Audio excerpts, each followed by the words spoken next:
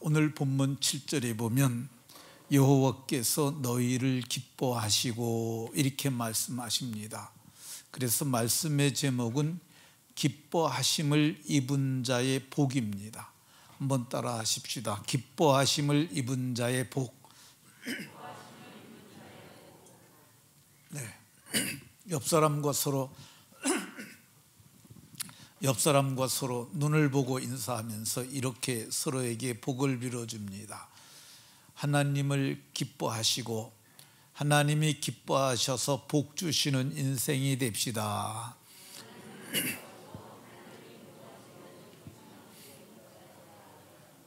네. 그러니까 하나님을 내가 기뻐하고 하나님도 나를 기뻐하셔서 하나님께서 복 주시는 그런 사람이 되자는 말입니다. 모두가 하나님을 기뻐하고 하나님도 여러분들을 기뻐하셔서 하나님께서 복 주시는, 그래서 복 받는 인생들이 다 되시길 예수님 이름으로 축원합니다. 몇 주 전에 캄보디아의 중고등학교를 건축해 주시면 좋겠다는 선교 요청을 제가 받았습니다. 그래서 그 이야기를 듣고 당회에 이야기했습니다. 당회는 그 이야기를 듣고 공감을 하셨는데, 그렇지만 가봐야 되지 않겠느냐. 그래서 저보고 현장을 가서 보고 그리고 정확하게 판단할 수 있도록 그런 정보를 달라고 하셨습니다. 그래서 제가 지난 주간에 캄보디아에 우리가 중고등학교를 건축하여서 교육 사역을 하는 것이 합당한지 여부를 알기 위해서 제가 지난 주간에 캄보디아를 방문했습니다. 저는 외국 가는 걸 별로 좋아하지 않아요. 왜 그러냐면은 비행기 타는 게 싫어가지고, 그 비행기가 이륙할 때하고 착륙할 때하고 그게 아주 불편합니다. 근데 비행기가 이륙하고 착륙할 때 이 귀가 좀 안 좋아가지고 많이 불편해요. 근데 캄보디아가 어느 만큼 떨어져 있느냐 하면은 지도를 보게 되면 지도상으로는 저긴데, 저게 우리나라 서울에서 거기까지 인천공항까지 한 3,600km 정도 됩니다. 근데 시간으로는 5시간 전후로 순풍을 만나면 비행기도 바람을 잘 맞으면 빨리 가고요, 또 역풍을 만나게 되면 비행기도 더딥니다. 그래서 그런데 갈 때는 좀 그렇게 빨리 못 갔고 올 쪽에는 좀 5시간이 안 걸려서 온 것 같아요. 지금 캄보디아가 밑에는 베트남이 있고요, 위에는 태국이 있고, 이렇게 중간에 끼어 있는 나라가 캄보디아입니다. 이 캄보디아를 여러 곳을 돌아보고 보는 동안 캄보디아가 우리나라하고 이 아픔과 시련도 같이 겪었다는 것을 보게 되었습니다. 아직까지도 캄보디아는 상처가 회복되지 않은 부분도 있고, 그래서 미래도 그리 밝지 않다, 그런 생각이 들었습니다.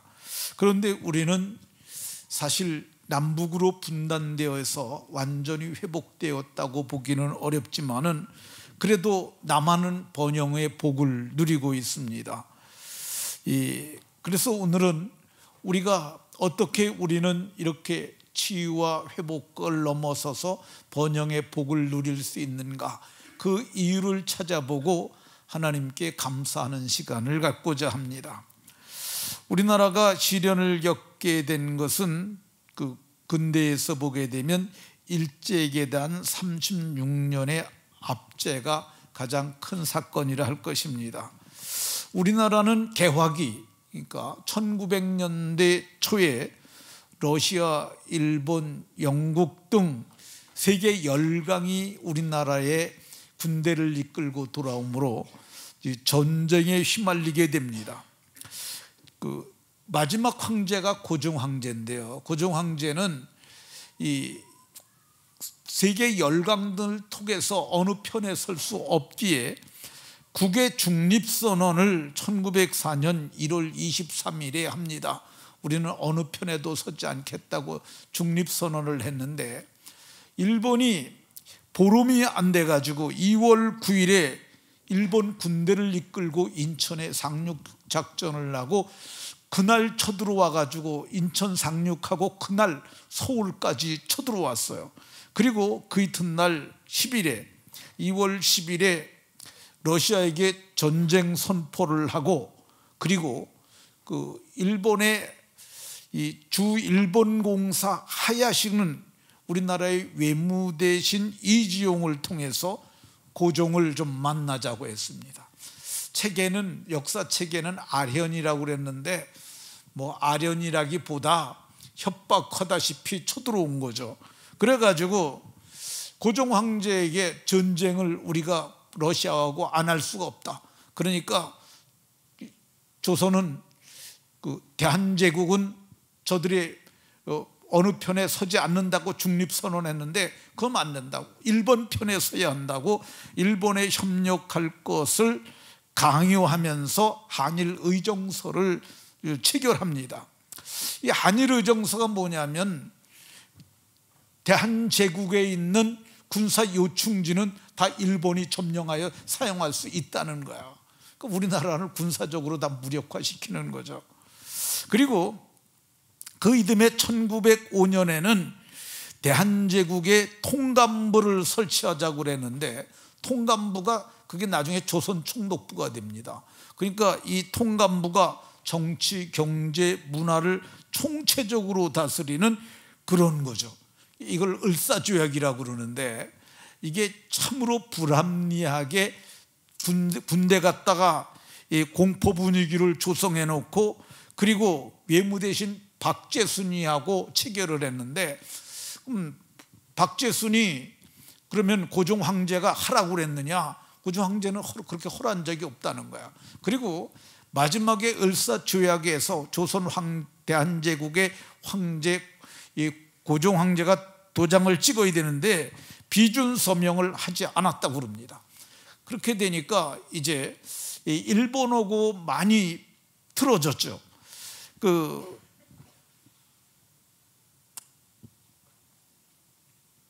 일본은 이런 만행을 저지르니까 네덜란드 헤이그에서 그때 만국 평화 회의가 있었는데 고종이 3사람을 거기다 보냅니다. 일본이 국권을 침탈하고 만행을 저지르고 있으니까 국제사회는 저들을 갖다가 징계하고 우리에게 국권을 회복시켜 주라 그랬는데, 일본이 먼저 가가지고 선점을 하고 고종 황제가 보낸 사람들이 거기에 들어가지도 못하게 했어요. 그래서 제가 어렸을 적에 배운 책에는 이준열사가 칼로 다 배를 긋고 그러고서 거기서 활복을 했다고 그러는데, 그것에 대해 또 다른 얘기들도 있긴 있는 것 같습니다. 어쨌든 그 일을 한 것을 일본이 알고 이제 1907년에 다시 조선에 돌아온 그 사람들이 일본의 그 사람들이 고종 황제를 강제 퇴위시킵니다. 퇴위가 뭐냐면 왕의 자리에서 쭉 쳐내는 거야. 우리나라에는 왕이 없어지는 거죠. 전국에서 고종 황제가 퇴위됐다는 얘기를 듣고 민중 봉기가 일어났는데, 그걸 갖다가 다 무력으로 저들이 진압했던 것을 볼 수가 있습니다. 그리고 이 1910년에 이걸 한일 합방이라고도 하고 한일 병합이라고 그러는데, 일본과 하나는 이제 하나다 그래갖고, 그래서 한일 합방을 하고, 그리고 우리나라를 완전히 송두리째 그들이 통치하려 했던 것을 볼 수가 있습니다. 그러면 이 일본이 악착같이 이 대륙을 진출하기 위한 교두보로 확보했던 이 대한민국이 어떻게 저들에게 해방될 수가 있었을까? 성경은 이렇게 말합니다. 오늘 8절에 자기 권능의 손으로 인도하여 내시되, 이스라엘 백성들이 애굽왕 바로에게 손에 있을 때 그 저들에게서 이스라엘을 속량했다고 말씀하셨어요. 바로의 손에서 저들을 이끌어내신 그 하나님이 우리를 이끌어내셨어요. 어떻게 이끌어내셨냐? 일본의 히로시마와 나가사키라는 곳에 원자폭탄 2발을 떨어뜨렸어요. 한 발 떨어뜨렸을 적에는 저들이 꿈쩍도 안 했는데, 두 번째 나가사키에도 원자폭탄이 투하돼서 수많은 사람들이 죽고 도시가 황폐화되니까 일본 천황이 공식적으로 항복을 선언하므로 우리는 1945년 8월 15일에 해방을 맞고 독립하게 됐는 줄로 우리는 알고 있습니다. 근데 캄보디아도 프랑스에게 90년간 식민 통치를 받았다고 하네요. 이 크메르 캄보디아를 지금 캄보디라고 부르지만 옛날에는 크메르 왕국이라고 불렀었는데, 이 크메르 왕국이 전성시대는 그 위에 태국까지도 다 다스렸던 그런 제국이었는데, 1840년대 이후부터 아주 국가가 쇠락의 길을 걷습니다. 남쪽에서 베트남이 쳐들어오고 뒤에서 태국이 쳐들어오고 그러니까 뭐 태국과 베트남의 속국이 되다시피를 했어요. 그러니까 우리가 도저히 저들을 이겨낼 수가 없으니까 우리가 다른 강국에게 우리의 도움을 청하자. 그래가지고 1863년에 프랑스 보호협정이라는 걸 프랑스와 맺습니다. 그래서 프랑스 군대가 저들 들어오니까 이 베트남도 그리고 태국도 더 이상 침입하지는 못하고 그렇게 100년 가까이인 세월, 90년을 보내게 되는데, 1953년 7월 3일에 프랑스 정부는 이제 캄보디아가 스스로 나라를 통치할 만큼 독립할 준비가 됐다고 선언을 하고, 그 이듬해까지 53년부터 54년까지 국권을 이양을 하는데, 캄보디아의 그 당시 왕이 시아누쿠였는데 시아누쿠 국왕에게 그걸 다 인계를 합니다. 그래서 시아누쿠 국왕은 그 통수권을 인수받아 가지고 1953년 11월 9일 90년간의 식민 통치를 종식하고 캄보디아를 독립시킴으로 캄보디아의 독립기념일, 우리나라의 광복절과 같은 그런 절기가 생겨나게 됐습니다. 거기도 식민 통치를 받았고 우리도 식민 통치를 받았던 것이 똑같습니다. 그러면 우리가 해방된 뒤에 어떻게 되었을까? 우리는 1945년 8월 15일에 해방됐잖아요. 그런데 해방은 됐는데 우리는 5년 만에 동족 상잔의 비극인 6.25가 일어납니다. 6.25를 그 북침이라고, 남한이 북으로 쳐들어 올라갔다고 얘기를 하는 사람들이 있는데 그거 아주 잘못된 가르침입니다. 6.25는 남침이 맞아요. 우리가 북침을 했으면은 어떻게 사흘 만에 서울이 함락이 됩니까? 그럴 수 없는 거잖아요. 어쨌든 북한에서 6월 15일 새벽 4시에 소련제 탱크를 앞세우고 쳐들어옵니다. 그래서 이제 문산 쪽이 제일 먼저 내려왔어요. 그래가지고 그쪽에서 문산을 지나서 봉일천 지나가지고 계속 쳐들어와서 서울까지 쳐들어오게 됐는데, 그 3년간에 일어났던 그 전쟁의 상흔이 아주 컸습니다. 보면은 남한의 그 인명 피해가 일반인이 민간인이 100만 명이 죽었고요, 군대가 62만 명이 죽었어요. 북한은 150만의 일반인이 죽었고 93만 명의 인명피해가 있었어요, 군대가. 그리고 중공군에 100만 명이 인명피해가 있었고요, 유엔군 16만 명이나 되는 인명피해가 있었어요. 어마어마하게 사람들이 다치고 죽고 한 거야. 남한의 이 공업시설은 42%가 파괴됐고요, 그리고 남한의 농업시설은 27%가 파괴되었다고 합니다. 근데 북한은 우리보다 더 많이 망가져서 북한은 60%의 공업시설이 망가지고 그리고 78%의 농업시설이 망가져서 남북한 모두가 공멸을 당할 때 정도로 심각한 피해를 입었던 것을 볼 수가 있습니다. 그러면 이렇게 전쟁으로 무너진 이 땅이 어떻게 회복되었을까? 성경을 보면 여호와께서 너희를 기뻐하시고 이 말은 모든 사람을 기뻐했다는 말이 아니라 믿는 자를 기뻐하셨다는 말입니다. 하나님께서는 약속하시길 믿는 자들에게, 너희가 하나님을 사랑하고 그의 계명을 지키는 자들에게는 천대까지 언약을 이행하시고 인애를 베푸신다는 말씀대로 우리에게 인애를 베풀어 주셔서 우리가 국가를 재건할 수 있도록 은혜를 베풀어 주셨던 것을 볼 수 있습니다. 근데 캄보디아도 역시 마찬가지로 동족 상잔의 비극이 있었습니다. 이 폴포트라고 하는 사람이 프랑스 유학을 했던 사람인데 거기서 공산주의를 배워갖고 들어옵니다. 그래가지고 그 사람이 공산군대를 양성을 했는데 그 군대 이름이 크메르 루주라고 하는 군대라고 그래요. 빨간 마우라를 둘러매고 신발은 샌들을 신고 옷은 승복을 입었다고 그러는데, 이 사람이 1975년, 오래된 거 아니죠, 1975년 4월 17일에 수도 푸놈펜에 입성을 합니다. 그리고 전쟁을 통해서 푸놈펜을 저들이 크메르 루주 군대가 그걸 함락을 시켜요. 그리고 나서 첫 번째 사람을 죽이기 시작한 것이 병원에 있는 사람들이었다는데, 병원에 가서 총기를 난사하고 모두 나오라고. 나온 사람들을 다 이끌고 갔는데 그 나온 사람들 가운데서 왜 우리를 데려가느냐 그러니까 즉결 현장에서 총살을 해가지고 그런 사람들이 다 끌려가서 한 명도 돌아오지 못했다고 그러니까 다 죽은 것으로 봐야죠. 그들이 이제 두 번째 한 것이 뭐냐면 푸놈펜의 시민들에게 소지품을 버리고 다 집에서 나오라고 그랬다고 그럽니다. 그리고 일설에는 미군이 공습할 것이니까 다 나와야 산다고, 푸놈펜을 떠나야 된다고. 그들을 다 끌고 갔어요.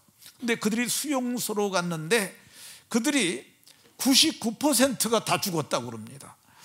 250만 명이 살던 푸놈펜은 며칠 만에 유령도시가 되었다고 그러는데, 75년도부터 79년도까지 그들이 푸놈펜을 4년 동안 점령을 해요. 근데 그때 죽은 사람들 수가 그 킬링필드라고 그러는데, 킬링필드가 뭐냐면 죽음의 뜰이라는 뜻이죠. 그 킬링필드에서 죽은 사람들, 전국에 죽은 사람을 합치게 되면 그 사람의 수요가 300만 가까이 된다고 그럽니다. 그러니까 어떤 책에는 100만이라고 나와 있고 또 우리나라 유튜브 보니까 거긴 200만이라고 나와 있는데, 제가 거기 가서 거기 킬링필드에 탑이 있어요. 저게 이제 탑인데 저 안에 들어가 보면은 그게 저 안에가 다 해골이에요. 층층이 사람들 뼈예요. 저게 그때 킬링필드에서 죽은 사람들인데, 근데 보면은 그 머리 같은 데가 다 이렇게 깨져 있어요. 그리고 찍힌 자국이 있고, 그러니까 총으로만 죽인 게 아니라 이렇게 쳐서 죽이고 그런 거죠. 근데 그 킬링필드 거기 현장에 가보게 되면 나무가 있는데 그 나무는 어린 애들은 두 발을 잡고 거기다 태질을 해갖고 애들이 때려서, 그래서 죽으면 구덩이에다 던지고 그랬다고 그러니까 참으로 참혹의 현장이죠. 근데 킬링필드 거기 들어가는데 6달러를 받더라고요. 그래서 참, 이 6달러면 굉장히 비싼 거잖아요. 어쨌든 그게 아픔의 현장이 그러는데 어떤 일이 있었나 보려고 들어가 봤는데, 들어가는 사람들한테 한국인들에게는 한국말로 번역이 된 기계를 주더라고. 근데 거기에 보면 1번, 2번, 3번 이렇게 현장마다 있어요. 1번에 가면 1번 누르면 한국말로 나와요. 근데 거기서 그때 당시 인구가 800만이었는데 300만이 죽었다고 그럽니다. 그러니까 인구의 4분의 1이라고 그러는데 4분의 1을 훨씬 더 넘게 죽인 거죠. 사람을 죽일 때 뭘 보고 죽였냐면은, 이 공산주의자들이 사람을 죽이는 방식은 지식인들은 죽여야 된다고 생각을 했대요. 거기는. 그래서 안경 쓴 사람들, 안경 썼으면 지식인 같아 보이니까 그래서 죽이고, 연필을 오래 잡게 되면 여기 손에 자국 나잖아요. 이거 있는 사람 죽이고. 그래서 그때 당시 그 크메르 루주 군대가 그 킬링필드에서 학살한 사람을 다 빼고 나니까 전쟁이 끝나고 났을 때 그때 사람의 평균 나이가 14.5세였다고 그러니까 아주 어린 애들하고 그리고 그 나이 든 세대는 다 죽은 거예요. 그러니까 한 세대가 없어졌다고 할 정도로 그렇게 많은 사람이 죽었습니다. 현재는 훈센이라고 하는 사람이 나라를 통치하고 있습니다. 근데 이 훈센이라는 사람은 원래는 크메르 루즈군에 들어가 있었는데 그때 크메르 루즈군에서 그에게 명령을 내리길 뭐라고 명령이 내렸냐면요, 네가 가가지고 베트남 접경지대에 가가지고 그 자국민들을 갖다 학살하라는 그런 명령을 받았습니다. 근데 훈센 이 사람이 그 말을 듣고 접경지대에 갔는데 차마 사람들을 아무 이유도 없이 죽일 수는 없으니까 그래서 고민을 하다가 그 베트남으로 망명을 떠납니다. 잠깐 넘어가서 베트남 가서 있는 거죠. 그러는 가운데 베트남이 이제 그 캄보디아를 공격할 때 같이 군대를 이끌고 들어와 가지고 이 사람이 거기서 아주 유명한 거기서 중요한 요직을 차지하게 됩니다. 근데 이때 훈센의 나이가 32살이었는데 32살 때 그 정부의 총리가 되고 그리고 그 사람이 그 장기 집권을 성공하면서 자기 아들은 캄보디아 군사령관을 세워놨대요. 자기 딸은 그 언론사가 여러 개 있는데 언론사를 총괄하는 총괄 대표로 세워두고, 그러니까 군대 장악하고 언론 장악하고 있으니까 지금 나라를 갖다가 안정되게 운영을 하고 있기는 한 것 같습니다.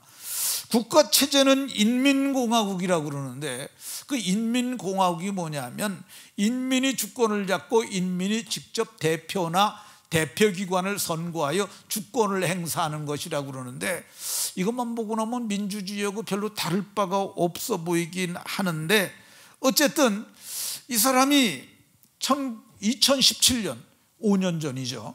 그러니까 야당이 있었는데 야당에서 국가를 전복하려는 음모가 있다고 그렇게 실제 있었을지도 모르죠. 어쨌든 그래가지고 국가 전복 음모가 있었다고 그래서 그 사람들을 다 잡아 죽이고 그리고 야당을 해체를 해버렸어요.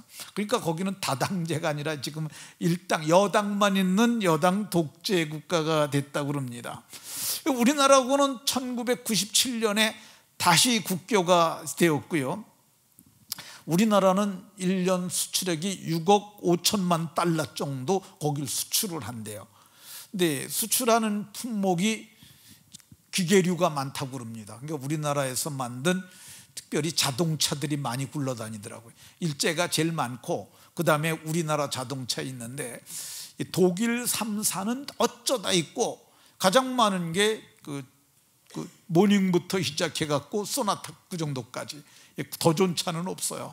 그런 정도 차만 있는 거 보실 수 있었고요. 그리고 우리가 수입한 게 1억 9천만 달러라고 그러는데 그 정도라는데 거기는 쌀이 주생산인데 거기 쌀은 맛이 없어요. 그러니까 쌀은 수입을 하지 않고 임산물 그런 거, 그리고 거기는 고무나무가 많아가지고 그 나무에다 이렇게 그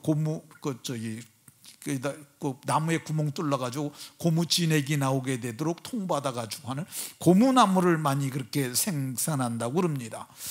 우리나라하고는 관계가 꽤 좋은 것 같습니다. 전에 문재인 대통령께서도 거기를 방문하셨고 이번에 윤석열 대통령도 거기 방문했고, 그리고 김건희 여사가 그 애 하나 데리고 와가지고 이번에 심장 수술해서 돌려보낸 나라가 바로 그 나라입니다. 그러니까 이렇게 전쟁을 겪으면서 우리는 전쟁이 잿더미 위에서 70년 만에 세계 10대 경제 대국이 되었습니다. 경제력은 세계 10이고요. 국방력은 세계 6이고요. 외환보유고는 9위라고 그럽니다. 그러니까 우리나라는 굉장히 강대한 제국이 되었습니다. 캄보디아는 그 열대 몬순 기후라고 그러는데 이번에 가보니까 29도, 30도, 밤중에도 29도더라고. 온도가 안 떨어져요. 그러니까 생물이 잘 자라는 땅인 것이고, 그리고 거기는 건축을 할 때 집집마다 우리는 보일러 설치해서 난방을 하잖아요. 거기는 난방이 필요가 없어요. 거기는 냉방 시설만 합니다. 그러니까 집 질 때도 돈이 덜 들고, 지금은 그래도 그때 14.5세였던 그 사람들이 자라나서 평균 연령이 25세라고 그러니까 굉장히 젊은 국가라, 나이 든 세대가 적은 젊은 국가라고 할 것입니다. 경제 상황을 보면 GDP가 우리나라의 20분의 1 정도 됩니다. 보면은 우리가 34,800불 정도 되는데, 캄보디아는 1,720불, 그러니까 우리나라의 GDP가 20분의 1이고요. 그 교사들 월급을 얼마씩 주냐고 그러니까 한 달에 20불 정도 준다고 그러더라. 200불 정도. 그 25만 원 정도 받는 거죠. 그러니까 우리나라에 비해서 거긴 굉장히 좀 덜 받습니다. 이 동남아 국가들이 번영하지 못하는 이유가 뭘까? 제가 이렇게 보니까 저 사람들은 과거로 회귀를 해. 앞으로 나가질 못하고. 캄보디아 국기를 보면은요, 저게 캄보디아 국기예요. 저게 뭐 건물 같아 보이잖아요. 저게 뭐를 형상화한 거냐면요, 앙코르와트라는 것이 거기에 있는데, 이 앙코르와트가 저렇게 생겼는데 저걸 거기다 형상화했어요. 이 앙코르와트가 뭐냐면 돌로다 지붕까지 만든 그냥 돌집이에요. 돌사원. 그 우상 섬기는 그런 건데, 저거를 국기에다까지 저렇게 한 것으로 봐서 뭐 그게 캄보디아면 저게 상징적일 수는 있겠지만 그렇게 자랑스럽지 못한 거를 국기에다 해놓지 않았나 하는 제 생각이 들었습니다. 어쨌든 저 사람들은 지금 우상 섬기는 종교에 모두가 빠져 있어요. 제가 보기에는 그것이 저들로 하여금 번영의 복을 누리지 못하는 원인이 아닌가 생각됩니다. 불교가 95%예요.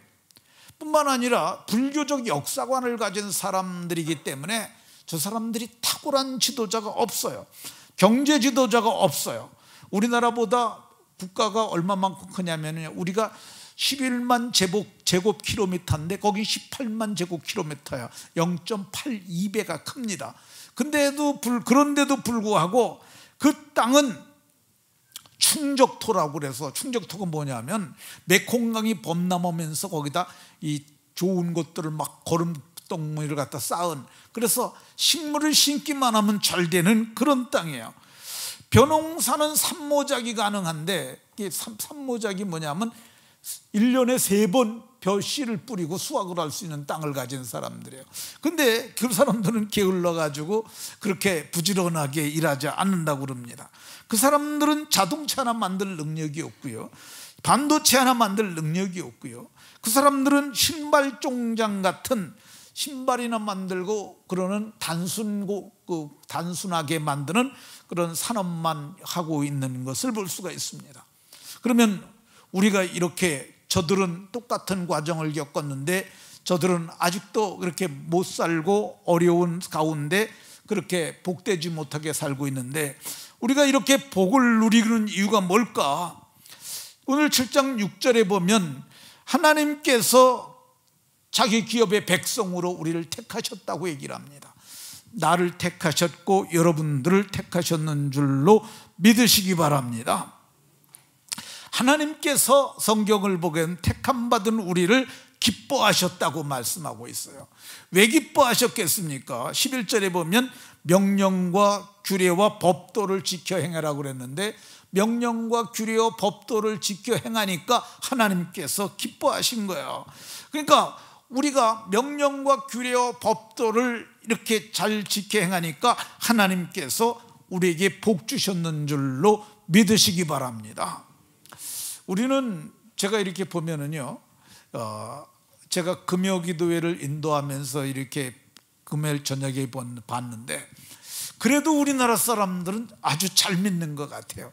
말씀을 잘 깨닫고 말씀을 마음판에 새기고 말씀을 지켜 행하려고 애쓰는데, 캄보디아 사람들은 안 그런 것 같아요.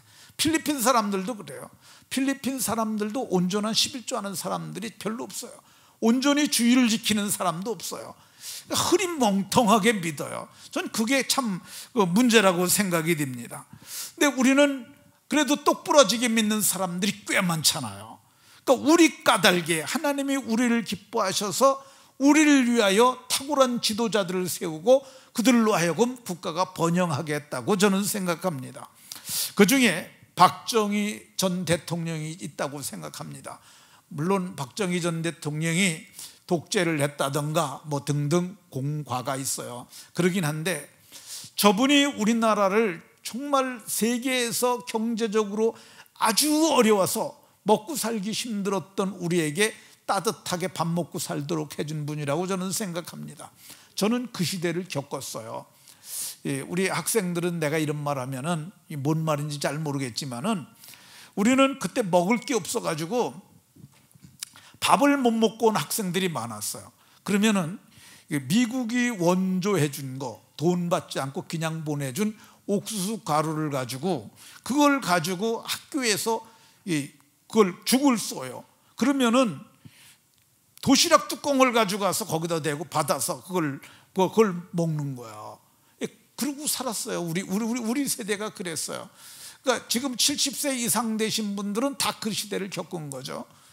그 학교에서 초등학교 한 3학년 때니까 빵을 주더라고. 그 옥수수 빵인데 요만해요. 여기 손가락 한 4마디만한데 그걸 만들어 주는데 그게 거기 학교에서 우리 집까지 거리가 한 300m 돼요. 그럼 내가 그걸 받아가지고 오면서 그걸 아껴서 먹어요.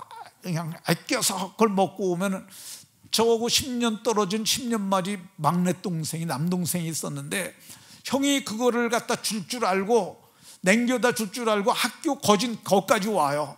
그러면 제가 먹던 그걸 개를 주면 그걸 먹고 살았어요. 근데 박정희 대통령이 정말 굶주림으로부터 우리가 벗어날 수 있도록 국가를 산업화해서 그래서 국가가 적어도 먹고 사는 데는 지장 없도록 했다고 저는 생각합니다. 하나님께서 우리를 위하여 예수 믿는 우리를 위하여 그런 사람들을 일으키신 거예요. 그분이 산업의 대동맥이라고 할 수 있는 고속도로를 국토의 중심부에 뚫어놨어요. 경부고속도로죠. 근데 이거를 갖다가 뚫을 때 멀리 보지 못하는 원시치 못하는 정치 지도자들이 경부고속도로 건설 반대한다고. 왜 그러냐면 쌀을 생산해야 될 땅에다가 그걸 길바닥을 만들어 놓으면 차도 없는데 그걸 만들어 놓으면 뭐 하냐고. 근데 저분이 누구냐면 김영삼, 김대중이에요. 두 분이 그렇다고 그러더라고. 근데 멀리 보지 못한 지도자들이 있었는데 그렇게 반대를 무릅쓰고 저분이 그걸 했어요. 그분이 잘한 것 중에 하나는 모든 산업의 근간이 되는 포항제철소를 건설한 것이죠. 저는 이거는 정말 탁월한 판단이었다고 생각합니다. 그러니까 뭘 하든지 자동차를 만들어도 쇠가 있어야 되잖아요. 그러니까 조각 능력이 우리나라에 없었어요. 근데 그 무리수를 갖다가 그 돈도 일본에서 땡겨다 써갖고 그것 때문에 말이 많았지만은 어쨌든 그 돈을 땡겨가지고 박태준이라는 사람을 지켜서 그걸 건설하게 됩니다. 근데 박태준을 보고 조광래는 한국의 간디라고 이렇게 말을 했어요. 근데 저 사람이 정말 대단했다고 합니다. 어쨌든 거기서 포항제철을 완공하지 못하면 우리 다 그 바다에 빠져 죽자는 그런 각오로 그렇게 해서 그걸 세웠다고 그러는데 거기 포철에 가게 되면 지금도 그 박태준 씨의 동상이 있다고 그럽니다. 근데 저분을 동상 세운 것에 누구도 이의를 제기하지 않았고요. 거기에는 강철 위인, 교육 위인이라고 이렇게 기록되어 있다고 그럽니다.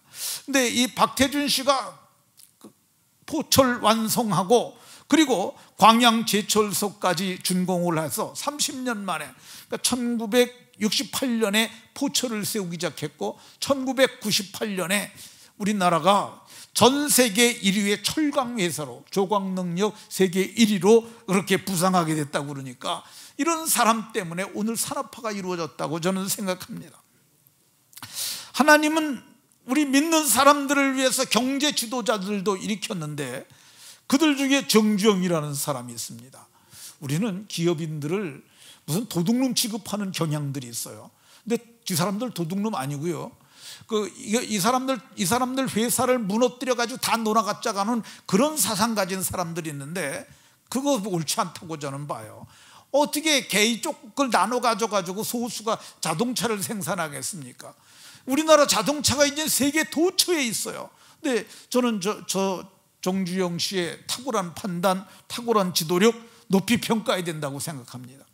여러분들이 가시지 않더라도 여기서 검색을 해보세요. 인도네시아의 경제 영웅인들이 있는가? 필리핀, 베트남, 캄보디아 이런 사람 한 명이 없어요. 저는 우리나라가 이런 사람들을 경제 영웅으로 대우해 줘야 된다고 저는 생각합니다. 이쪽엔 머리 끄덕끄덕거리는데 이쪽엔 아무도 반응하지. 젊은 세대는 잘 모르는 거야. 근데 이런 경제 영웅들이 없는 거야. 이병철이라는 사람은 우리나라 전자제품을 대표하는 사람이죠. 그분의 아들 이건희 씨는 반도체로서 세계의 초일류 기업이라는 기업을 세웠어요. 한국의 삼성이 초일류 기업입니다.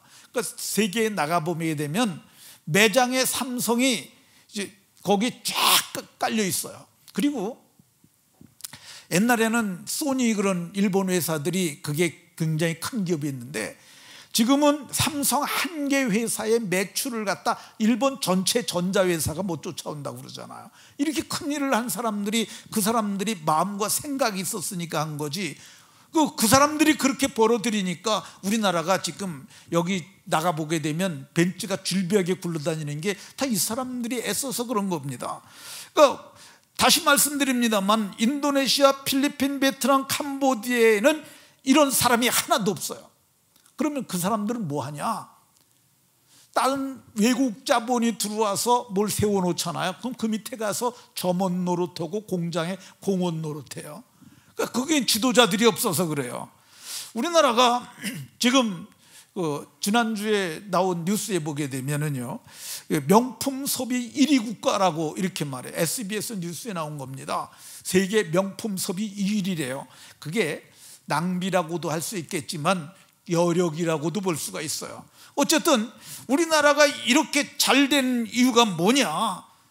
우리 믿는 자들 때문에 하나님께서 우리를 위하여 저들을 크게 쓰셔서 복되게 하셨는 줄로 믿으시기 바랍니다. 그럼 우리 믿는 자들은 어떻게 살아야 될까? 로마서에서 바울 사도는 이렇게 말해요. 그리스도 예수의 일꾼이 되어 하나님의 복음의 제사장의 직분을 하게 하사. 그러니까 우리가 예수님의 일꾼이잖아요. 일꾼인데 어떤 일꾼이냐? 복음의 제사장이 되게 하셨다는 거야. 복음의 제사장이 뭐냐? 제사장은 제물을 가지고 하나님께 나가는 거잖아요. 그러니까 이방인들을 제물로 드리는 거야. 이방인들을 여기 하반절에 보면 다음 거예요. 이방인들을 제물로 드리는 것. 그게 뭐냐? 믿지 않는 사람들을 하나님께로 데리고 와서 믿게 해가지고 데려와서 하나님을 예배하는 거야. 그게 제물이에요. 하나님이 요구하시는 것은 그 강수 같은 기름이 아니라 상한 심령이라. 하나님을 사랑하는 마음을 가지고 한 사람이 하나님을 경배하게 하면 하나님이 기뻐하셔서 우리에게 복 주실 줄로 믿으시기 바랍니다. 우리가 뭐 해야 되느냐? 복음의 제사장으로 예수님께서 마지막으로 땅에 발 디디고 하신 말씀이 모든 족속으로 제자 삼으라고 그러셨잖아요. 그러니까 모든 족속으로 제자를 삼고 세례를 주고 주님께서 분부한 모든 것을 가르쳐 지키게 하는 것, 이것이 내가 할 일이고 여러분들이 할 일인 줄로 깨달으시기 바랍니다. 복음을 위하여 이렇게 살면 하나님께서 어떻게 복 주십니까?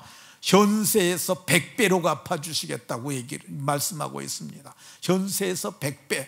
근데 세상 사람들은 우리 때문에 지네들이 먹고 사는 줄 몰라요. 근데 분명한 것은 하나님은 세상 사람들 하나 관심 없어요. 그렇잖아요. 여러분들도 여러분 자녀에 관심이 있지 남의 집 자식에 관심이 있습니까? 우리는 하나님의 자식이니까 우리를 위해서 우리가 세계에 선교할 수 있도록, 우리나라가 인구 대비, 제가 얼마 전에 데이터를 내가지고 여러분들에게 알려드렸어요. 인구 대비 세계 제일의 선교사를 많이 파송한 나라가 우리나라다. 그러니까 우리나라가, 그러니까 성경이 그러잖아요. 나와 복음을 위하여. 이게 복음을 위한 거잖아요. 그러니까 예수님께서 친히 말씀하시길 내가 100배로 갚아주겠다. 그리고 내세에서는 모두가 영생을 얻게 하겠다고 말씀하셨습니다. 모두가 현세에서 100배의 부요의 복을 누리고 내세에서는 영생의 복을 누리시는 복이 모두에게 있으시기를 예수님 이름으로 축원합니다.